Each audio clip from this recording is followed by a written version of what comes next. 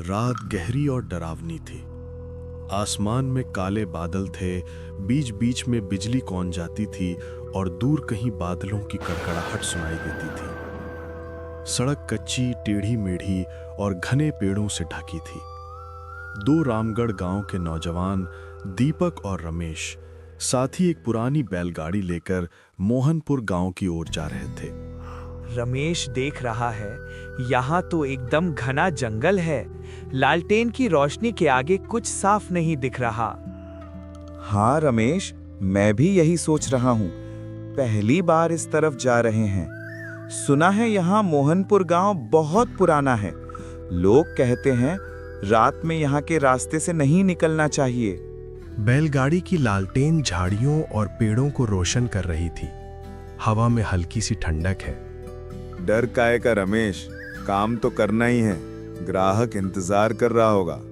बस गांव पहुंचे, सामान उतारे और लौट चले। इतना सोचने की जरूरत नहीं भाई। तुमको पता है, मैं बचपन से ऐसे अंधेरे रास्तों से डरता हूँ। यहाँ पेड़ ऐसे लग रहे हैं जैसे किसी ने हाथ फैला दिए हों। अरे, कहानियां तो लोग बहुत बनाते हैं, असली में कुछ नहीं होता। हिम्मत रख। बैलगाड़ी धीरे धीरे आगे बढ़ती है। पहियों की चरमराहट की आवाज गूंजती है। लगभग आधा घंटा चलने के बाद बैलगाड़ी के सामने एक छाया जैसी आकृति दिखाई देती है। लालटेन की रोशनी में एक सफेद दाढ़ी मूंछ वाला बुजुर्ग लाठी लिए सड़क किनारे खड़ा दिखाई देता है। दीपक, देखो, कोई खड़ा है रास्ते में। कोई बुजुर्ग लग रहा है। रात के वक्त यहाँ क्या कर रहा होगा? बैलगाड़ी रोकते ही बुजुर्ग धीरे धीरे आगे आते हैं। दोनों उनका नाम पूछते हैं। उनका नाम होता है दादा।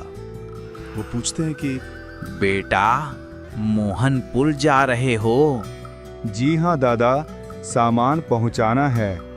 रात लंबी है, रास्ता और लंबा। सावधान रहना, हर चीज वैसी नहीं होती जैसी दिखती है। दीपक और रमेश एक दूसरे को देखते हैं। भाई, ये क्या बोल रहे हैं? मुझे तो डर लगने लगा। दादा, आप कहाँ जाएंगे? बैलगाड़ी में बैठ जाइए, छोड़ देंगे। नहीं बेटा, मैं यहीं रहूंगा। मेरा रास्ता अलग है, लेकिन तुम सावधान रहना। मोहनपुर के ढाबे पर जाना तो पूछना मत, बस खाना खाकर निकल जाना। इतना कहकर दादा धीरे धीरे अंधेरे में ओझल हो जाते हैं। बैलगाड़ी फिर चल पड़ती है। रमेश बार बार पीछे देखता है।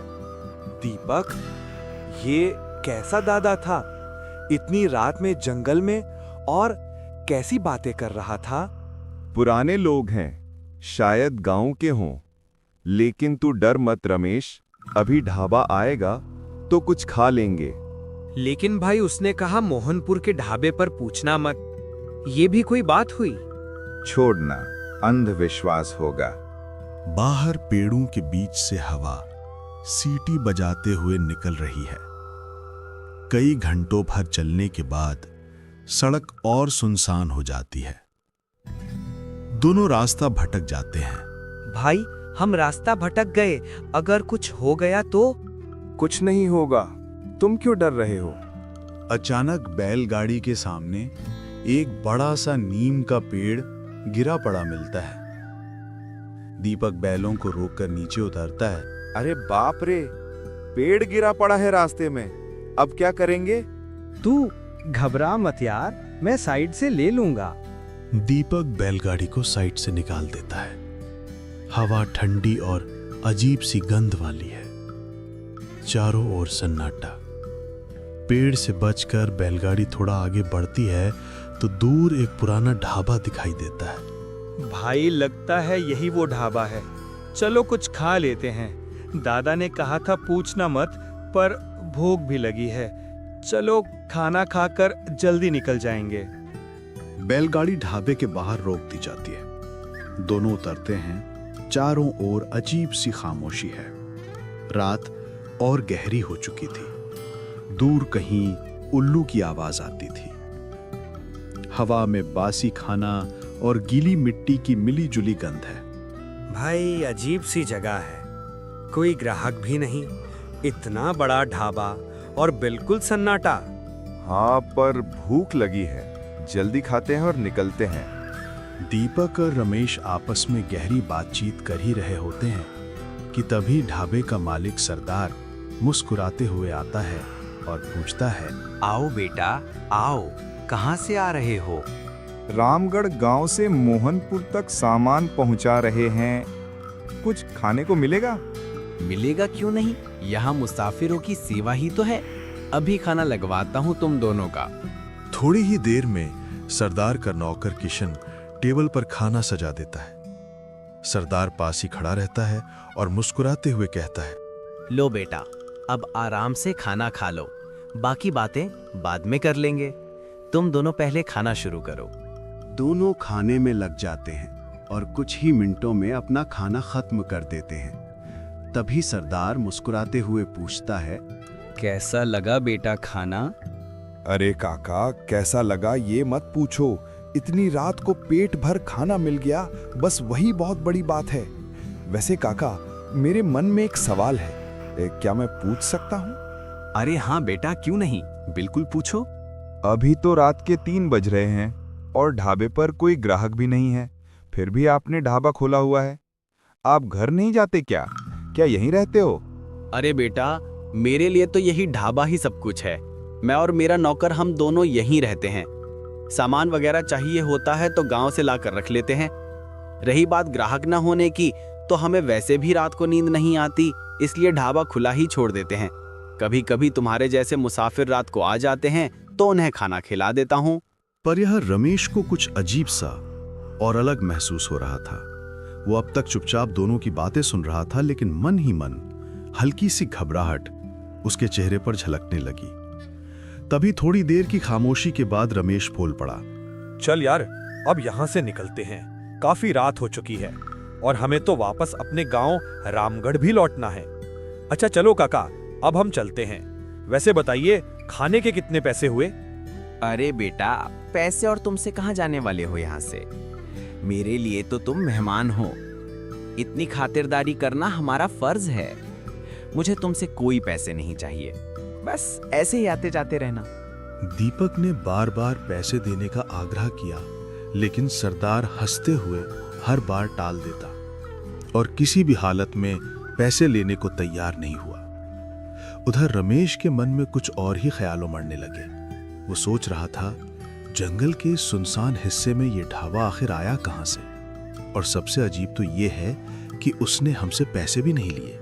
कुछ तो गड़बड़ है, बहुत अजीब लग रहा है ये सब। दोनों बैलगाड़ी में बैठकर आगे की ओर निकल पड़े। रास्ता सुनसान था और रात गहरी होती जा रही थी। तभी रमेश ने दीपक की ओर देखा और धीमी आवाज में बोला, दीपक, तुझे उस आदमी में कुछ अजीब नहीं लगा? अरे यार, उसमें क्या अजीब था? इंसानी तो था वो भी। और तुम भी ना हर बात में डर ढूंढ लेते हो। मुझे तो ये भी नहीं पता था कि तुम इतना डरते हो। अरे यार, पर तू भी तो सोच, कोई इतनी रात को ढाबा खुला रखे तो जाहिर है पैसे कमाने के लिए ही रखेगा। लेकिन इस आदमी ने तो पैसे लेने से ही मना कर दिया, और जब पैसे देने की बात हो रही थी तब वो ये तक कह रहा था, तुम यहां से कहां जाने वाले हो? ये सब सुनकर मुझे बड़ा अजीब लग रहा है। जो भी हो दीपक, अब तुम बैलगाड़ी कहीं भी मत रोकना। अरे यार, गांव के लोग ऐसे ही होते हैं, उनका दिल बड़ा होता है। हमें मेहमान समझकर उसने फ्री में खाना खिला दिया, इसमें क्या बुरा है? पर तू भी इतना कह रहा है तो चलो मान लेता हूँ, अब बैलगाड़ी कहीं पर भी नहीं रोकूंगा। रमेश अभी भी थोड़ा सा घबराया हुआ था। दोनों बैलगाड़ी में बैठे यूं ही बातें करते हुए आगे बढ़ रहे थे। लालटेन की रोशनी सामने की झाड़ियों को रोशन कर रही थी, जिससे लगता था मानो घने जंगल में कोई अदृश्य परछाइयां रास्ता ताक रही हों। बैलों की सांसें और पहियों की चरमराहट उस सन्नाटे को तोड़ रही थी। लेकिन तभी धीरे धीरे आसमान में काले बादल छा गए। हवा का रुख अचानक बदल गया और गहरा सन्नाटा पूरे माहौल पर हावी होने लगा। अचानक दिशा कि दोनों एक दूसरे की ओर चौंक कर देखने लगे। अगले ही पल तेज बारिश शुरू हो गई। मोटी मोटी बूंदें बैलगाड़ी के ऊपर रखी छत पर गिरने लगी। बारिश के साथ ही माहौल और भी भयानक हो गया। दीपक, कुछ ठीक नहीं लग रहा। ये रास्ता पहले कभी इतना डरावना नहीं लगा था। दीपक बैलों को हाँकते हुए हंसने की कोशिश करता है। अरे तू हर बात में डर ही ढूंढ लेता है। बस तू ज्यादा सोच मत।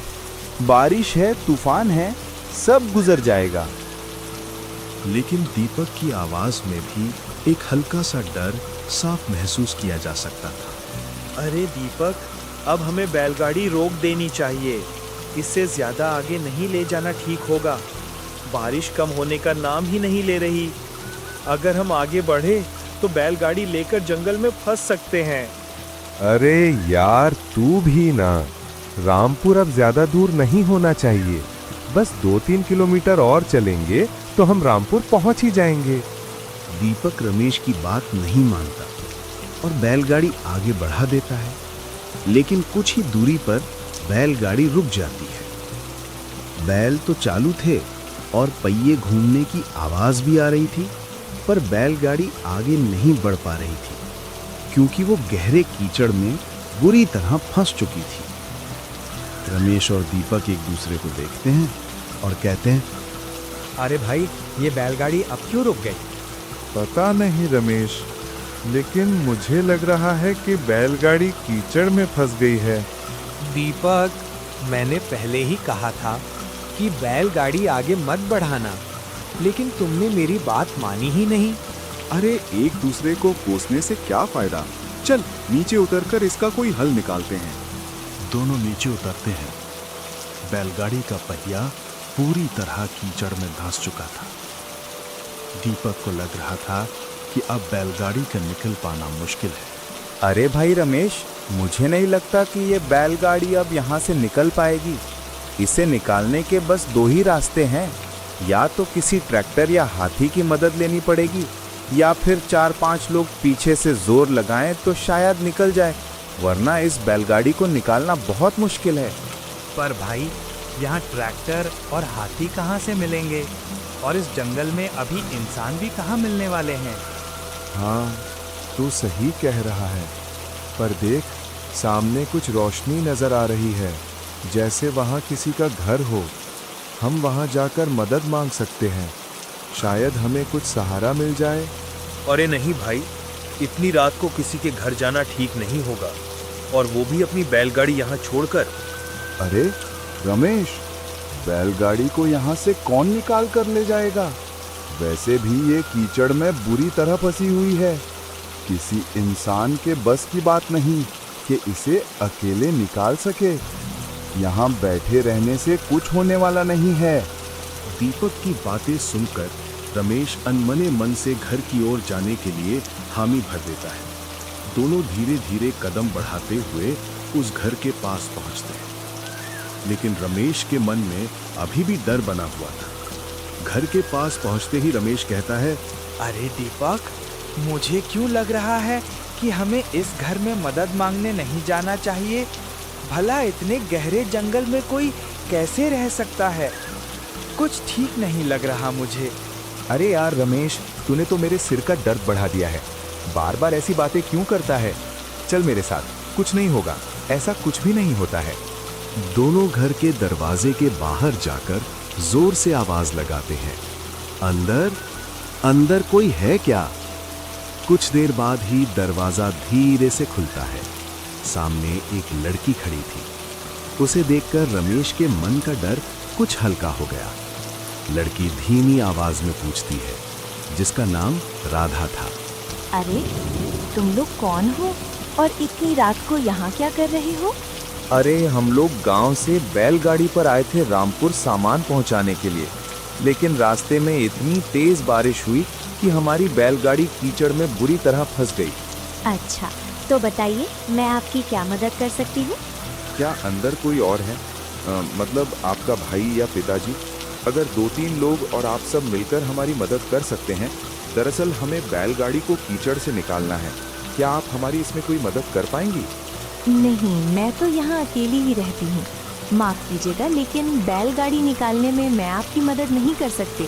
अगर किसी और तरह की मदद चाहिए हो तो बता दीजिए। तो क्या आप हमें यहाँ सुबह तक रुकने दे सकती हैं? बाहर बारिश बहुत तेज हो रही है। सुबह होते ही हम यहाँ से निकल जाएंगे। ठीक है, अगर सिर्फ आज रात की बात है और तुम लोग सचमुच मुसीबत में फंसे हो तो रुक सकते हो। तुम दोनों नीचे वाले कमरे में सो जाना, मैं ऊपर की कमरे में सो जाऊंगी। अरे बहन जी, आपका बहुत बहुत आभार। अरे इसमें आभार की क्या बात है? वैसे भी ये घर तुम जैसे लोगों के लिए ही तो बना रखा है। राधा इतना कहकर अपने कमरे में सोने चली जाती है। रमेश और दीपक नीचे वाले कमरे में आकर लेट जाते हैं। रमेश थका हुआ और डरा हुआ था। उसे तुरंत नींद आ जाती है, लेकिन दीपक अब तक जाग रहा था। उसके मन में कुछ और ही चल रहा था। इसी बीच बाहर की बारिश धीरे धीरे थमने लगी थी। चलो अच्छा हुआ ये डरपोक रमेश सो गया। अब बैलगाड़ी निकालने में मुझे आसानी होगी। ये साथ जाग रहा होता तो बार बार कुछ न कुछ देख लेने की बातें करता, कभी ये कभी वो। अब तो यहाँ सन्नाटा है और मैं अकेले ही गांव की ओर मदद मांगने जा सकता हूँ। वैसे भी बारिश थम चुकी है। मुझे बैलगाड़ी निकालने के लिए किसी की मदद ढूंढने निकलना चाहिए। दीपक चुपके से वहां से निकलकर गांव की ओर बढ़ने लगता है। अंधेरे में कुछ दूरी तय करने के बाद उसे सामने सफेद कपड़ों में एक बुजुर्ग नजर आता है। दीपक धीरे धीरे उसकी ओर बढ़ता है। बुजुर्ग व्यक्ति दीपक को अकेला देखकर ठहरता है और कहता है, अरे बेटा, इतनी गहरी रात को इस जंगल में क्या कर रहे हो? काका, मैं रामगढ़ गांव से आया हूँ बैलगाड़ी लेकर। रामपुर सामान पहुंचाना था, लेकिन बारिश की वजह से बैलगाड़ी कीचड़ में बुरी तरह फंस गई है। इसी वजह से मैं गांव की ओर मदद मांगने जा रहा हूँ। अच्छा, तो क्या तुम अकेले ही बैलगाड़ी लेकर आए हो?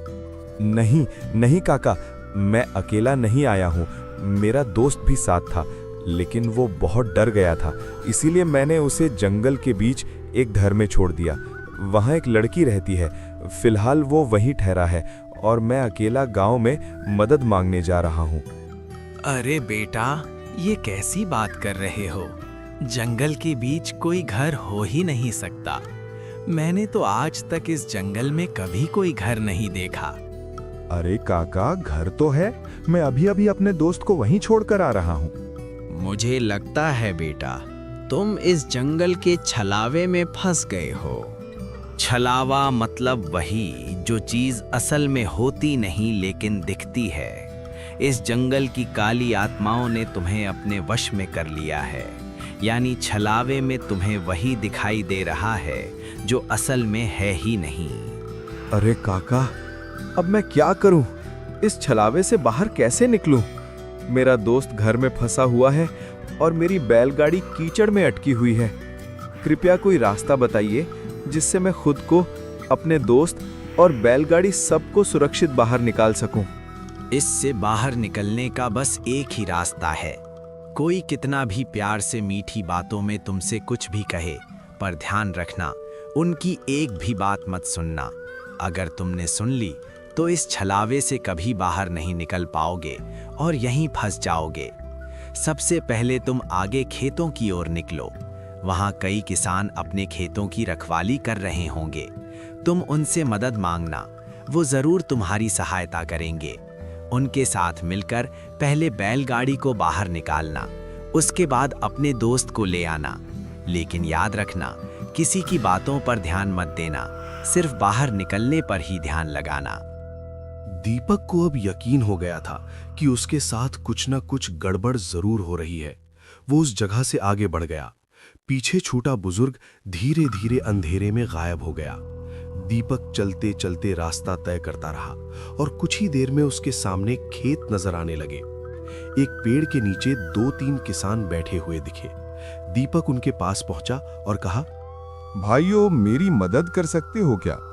हाँ, बिल्कुल बताइए, आपको कैसी मदद चाहिए और आप आधी रात को यहाँ इस तरह क्या कर रहे हैं? मैं रामगढ़ गांव से रामपुर सामान पहुंचाने आया था, लेकिन बारिश की वजह से मेरी बैलगाड़ी कीचड़ में बुरी तरह फंस गई है।